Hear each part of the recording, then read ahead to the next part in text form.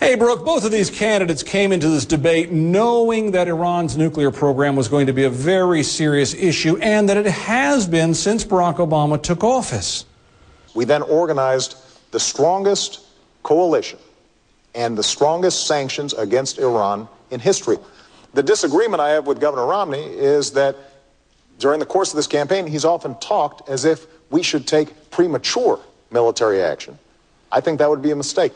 I think from the very beginning, one of the challenges we've had with Iran is that they have looked at this administration and felt that the administration was not as strong as it needed to be.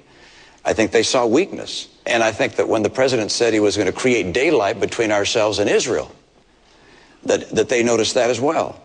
They agree on many things. Each man says Iran will not get a nuke on my watch. Each one says economic sanctions are a good way of pushing Iran. And each one admits that ultimately it might reach the point where a military strike is needed to stop Iran's nuclear program. But they very much disagree on what should be emphasized in this equation. And in recent months, that has led each one to suggest my opponent is being reckless about Iran. Let's consider the two options here, and we'll start with the military one because that's one extreme in that. And to consider that, we've brought in a life-size digital model of a Shahab-3 missile. We've done this just so you can see what size it is, how mobile it is, and how easily this could be hidden in, say, a bunker or perhaps the hold of a ship. We know Iran has plenty of these. We know they're reasonably reliable, reasonably accurate, and we know they're powerful enough to carry a nuclear warhead in that nose cone right up there. So if Iran gets a nuke, it does have a way of delivering it. Not to the United States. It's not strong enough for that. Not even to most of Europe. But it could easily reach all of the Middle East, and certainly it could reach the American ally, Israel. Iran says it has no designs on that. It's not even trying to build a nuclear weapon. And yet it is widely believed that Israel has a contingency plan to attack Iran's nuclear facilities and bomb them if need be to keep that from happening. Here's the danger.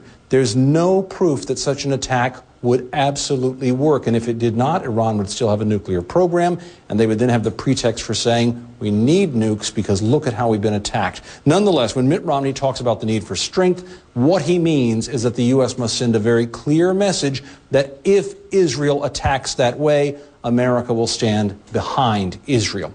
Barack Obama says, let's not rattle the sword so much. Let's rattle the piggy bank a good bit more. He's talking about sanctions, the pressure that has been put on the rial. This is the official currency of Iran. And since October of last year, trade sanctions from the United States and other countries have really hammered this. Look at this.